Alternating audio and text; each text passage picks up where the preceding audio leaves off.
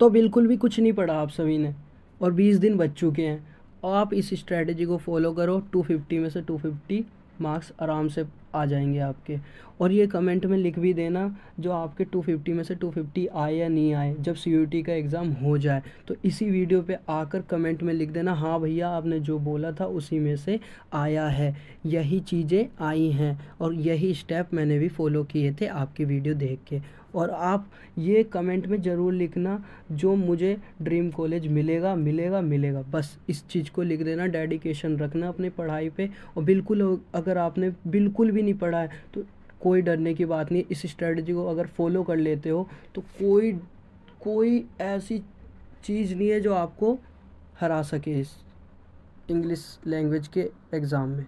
तो बस इस चीज़ को फॉलो करना, जो जो मैं बोलूँ उस चीज़ को बस देख के समझ लेना और इससे आज से ही स्टार्ट करना। जब से आप वीडियो देख रहे होगे जिस टाइम से, उस टाइम से ही स्टार्ट कर देना इस स्ट्रेटजी को। तो hello everyone, I am Aditya KT, आपका बड़ा भैया, और आप सभी को इसी से जो सबकी गाइडेंस देता हूँ और अच्छी अच्छी वीडियोस लाता हूँ। CUET के लिए भी वीडियो लाऊंगा, CA फाउंडेशन की लाता हूँ, कॉमर्स वाले स्टूडेंट के लिए लाता हूँ। और अगर आपको किसी चीज़ की जानकारी चाहिए तो प्लीज़ इस कमेंट में लिख दीजिएगा, मैं और वीडियो ला सकूँगा। तो हम पहले समझेंगे जो CUET एग्ज़ाम जो है इंग्लिश लैंग्वेज का, वो कैसे हमें करना है, उसे कैसे सॉल्व करना।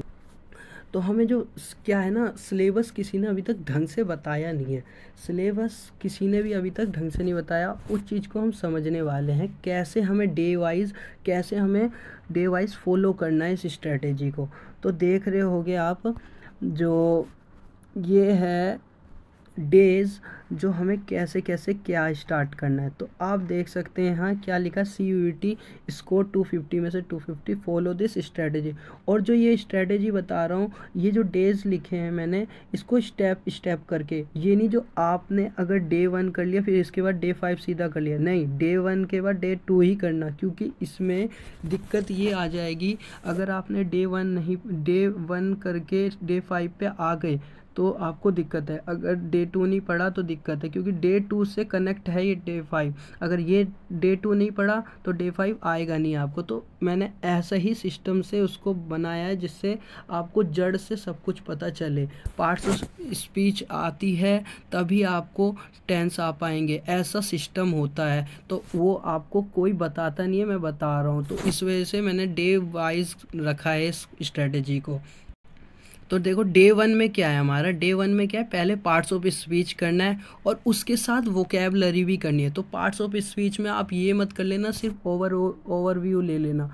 पार्ट्स ऑफ स्पीच में जो नाउन होते हैं उसका फुल डिटेल, प्रोनाउन होते हैं उसका फुल डिटेल, ये एक दिन में आराम से हो जाएगा, आराम से। और आपके जो डोमेन सब्जेक्ट होते हैं उसको भी अलग से आप प्रिपेयर करना, इसमें भी 1 से 2 घंटा लगाना, 3 घंटा, क्योंकि जो डोमेन्स होते हैं वो आपने पढ़े होते हैं पहले से। और ये जो है इंग्लिश लैंग्वेज, ये आपने बिल्कुल नहीं पढ़ा रहता है, क्योंकि इंग्लिश जो है हमारी 12th में वो अलग होती है, चैप्टर वाइज होती है, और इसमें अलग ही दे देते हैं। तो इसको आप ज़्यादा टाइम दीजिएगा। तो इसमें आपके हिसाब से आपको कितना टाइम में समझ आता है वो आपका डिपेंड करता है, तो आपको उस हिसाब से देना पड़ेगा। तो जो Day 1 है हमारा, पार्ट्स ऑफ स्पीच हमें करना पड़ेगा, उसके साथ हमें वोकेबलरी भी लगानी होगी।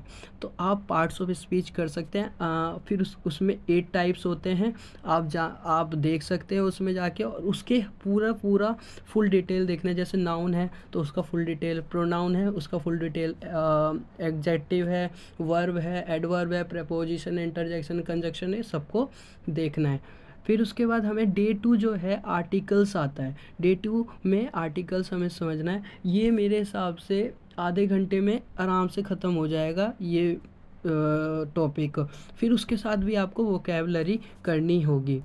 फिर जो आपका Day 3 है ना, उसमें हमें एडवांस वर्ब पढ़ने पड़ेंगे। एडवांस वर्ब के साथ भी आपको वोकैबुलरी करनी पड़ेगी। एडवांस वर्ब क्या होते हैं, जो वर्ब है ना उसमें ही एक एडवांस वर्ब होते हैं जिसमें जीरंट पार्टिसिपल्स ऐसे करके आ जाते हैं, उसको भी आपको पढ़ना पड़ेगा, वोकैबुलरी भी।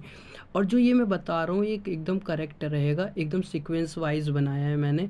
जो अगर आपको पार्ट्स ऑफ स्पीच आती है, अगर आपने मेरी ये पहले मैंने बताया आपको, जो एकदम सीक्वेंस वाइज अगर आप आप इसे फॉलो करते हैं तो आपके बेस्ट स्कोर से कोई भी रोक नहीं सकता है इसको।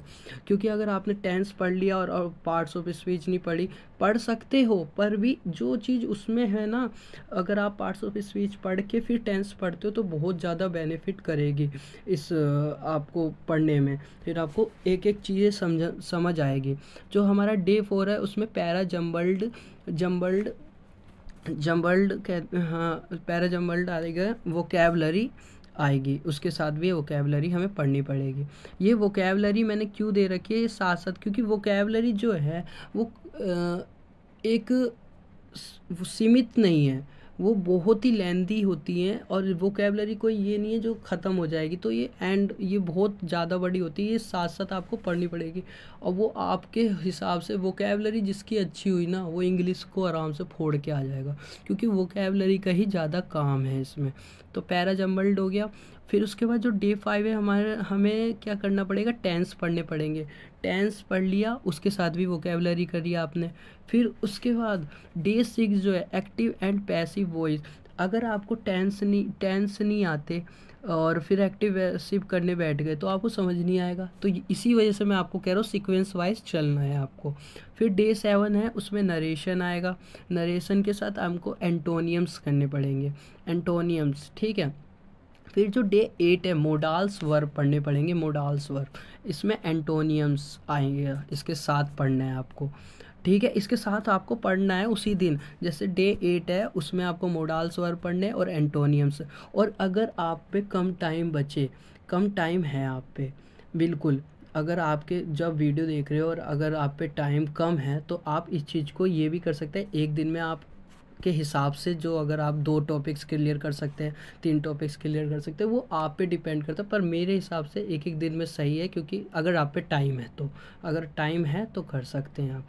अगर नहीं है टाइम तो आप अपने हिसाब से टॉपिक्स को एक दिन में या 3 दिन में या एक दिन में 3 टॉपिक्स कर सकते हो या एक दिन में 2 टॉपिक्स कर सकते हो, वो आपके हिसाब से आप कर सकते हो।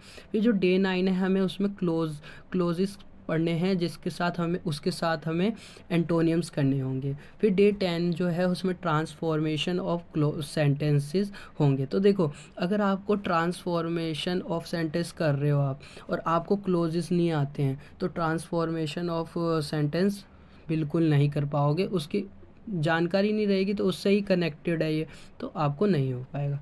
फिर डे 11 कंडीशनल सेंटेंस, इसमें भी टेंस आने चाहिए और वो नाउन प्रोनाउन ये सब आना चाहिए, तभी हो पाता है। फिर जो डे 12 है इसके साथ आपको सब्जेक्ट वर्ब एग्रीमेंट और इसके साथ सिनोनियम्स आपको पढ़ने पड़ेंगे, सब्जेक्ट वर्ब एग्रीमेंट। और फिर जो डे 13 है उसमें आपको क्या करना है, स्पोर्टिंग एरर टॉपिक जो है उसे पढ़ना पड़ेगा और उसके साथ आपको सिनोनियम्स भी पढ़ने पड़ेंगे। फिर जो है ये स्पोर्टिंग एरर, ये भी सब्जेक्ट वर्ब एग्रीमेंट के साथ होता है और एक टेंस के साथ होता है। ये टेंस और स्पोर्टिंग एरर जो है ये टेंस और शायद टेंस या पार्ट्स ऑफ स्पीच दोनों में से एक होता है कोई, और इस सब्जेक्ट वर्ब एग्रीमेंट से कनेक्ट होता है। अगर वो ना आए तो फिर स्पोर्टिंग एरर कर नहीं पाते हैं। फिर जो डे 14 है उसमें क्वेश्चन टैग वाला टॉपिक आपको पढ़ना है, सिनोनियम्स भी इसके साथ पढ़ना है। फिर जो डे 15 है उसमें फिगर ऑफ स्पीच और फिर इसके साथ फिगर ऑफ स्पीच का मतलब होता है, हिंदी में बता देता हूँ, अलंकार। तो अलंकार उसके साथ सिनोनियम्स पढ़ना है। फिर आपको डे 16 में 1 वर्ड सब्स्टिट्यूशन पढ़ना है, 1 वर्ड सब्स्टिट्यूशन, ये सिनोनियम्स ये ज़्यादा से ज़्यादा आते हैं 1 वर्ड सब्स्टिट्यूशन। फिर डे 17 में इडियम्स एंड फ्रेजेस, मुहावरे और ठीक है एंड और वाक्य, उसके साथ आपको क्या करना है, वोकैबुलरी पढ़नी है। फिर जो डे 18 है फ्रेजल वर्ब्स और एंटोनियम्स इसके साथ पढ़ना है। फ्रेजल वर्ब्स होते हैं ये जिसमें वर्ब्स प्लस प्रेपोजिशन का मतलब दोनों मिल जाते हैं, उसको ही फ्रेजल वर्ब्स कहते हैं, ठीक है। और डे 19 में आपको रीडिंग कॉम्प्रीहेंशन पढ़ना है पड़ेगा, उसके साथ आपको सिनोनियम्स। फिर जो डे 20 है, डे 20 का मतलब ही ये है जो आप पे जितना उसके बाद टॉपिक आपने कवर्ड कर लिया और उसके बाद जितना भी टाइम बचा उसमें आप मॉक्स लगाइए, मॉक्स पेपर लगाइए। तो वही चीज़ ये कह रहा है कि ये नहीं है जो आप एक ही लगाइए, इसके बाद जितना टाइम बच गया आपका टॉपिक करके, जितना टाइम बच गया आप उसको लगाइए। और अगर आपको इंग्लिश की इन्हीं की वीडियो चाहिए, और पहली बात तो जो ये है, जिसने ये डाउट्स हो रहे होंगे बहुत से बच्चों के, जो ये कहाँ से मिलेंगे ये वीडियोस, तो ये कोई दिक्कत नहीं है। यूट्यूब पे आप इस टॉपिक को सर्च मारेंगे तो उसकी वीडियो आ जाएगी। और अगर आपको चाहिए होगी मेरे चैनल पे, तो आप प्लीज़ कमेंट कर देना, मैं आपके लिए बना दूँगा। अगर आप कमेंट करते हैं तो, अगर आपको कमेंट कर दोगे तो मैं बना दूँगा, नहीं करोगे तो कोई बात नहीं, यूट्यूब पे भी बहुत ढेर वीडियोस पड़ी हुई हैं, आप देख सकते हैं उस चीज़ के लिए। तो आपको इसी स्ट्रेटजी को आराम से, और वो मैंने जो बताया आपको सीक्वेंस वाइज, वही सीक्वेंस वाइज आपको चलना होगा। बिना सीक्वेंस वाइज मत चलना, क्योंकि थोड़ी दिक्कत आ जाएगी ऐसे में। और अगर सीक्वेंस वाइज चलते हो तो बिल्कुल दिक्कत नहीं आएगी, बिल्कुल भी आपको स्मूथली सब कुछ समझ आएगा। और अगर आपने बिल्कुल भी अभी तक बिल्कुल नहीं पढ़ा था ना, स्टार्ट कर दो भाई, आराम से निकल जाएगा आप सभी का। किसी का भी ये नहीं है जो जिसने बिल्कुल पढ़ ही नहीं रखा है उसका नहीं निकलेगा, भाई निकल जाएगा, आराम से निकल जाएगा, जो भी हो ठीक है। और मैंने जो कह रखा है, अगर आपके 250 में से 250 आ जाए तो इस वीडियो में प्लीज़ लिख जाना कमेंट में, जो भाई हमने इसी को फॉलो किया था और इसी से हमारे आ गए हैं स्कोर 250 में से। और आपको कमेंट भी लिखना है, कमेंट में लिखना है मेरे को ड्रीम कॉलेज मिलेगा मिलेगा मिलेगा, बस ये लिख के जाना, जिससे आपका मोटिवेशन लेवल बहुत बढ़ जाए।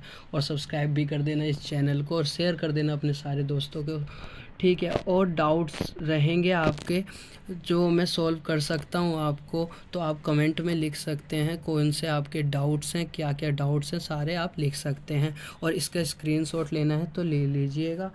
और सब्सक्राइब कर देना प्लीज़, और शेयर कर देना सारे दोस्तों को, ठीक है। जितनी अगर आपको बिल्कुल भी बेनिफिशियल लगी हो तो प्लीज़ सब्सक्राइब कर देना इस चैनल को। थैंक यू सो मच, आप इतनी देर तक बने रहे, धन्यवाद आप सभी का।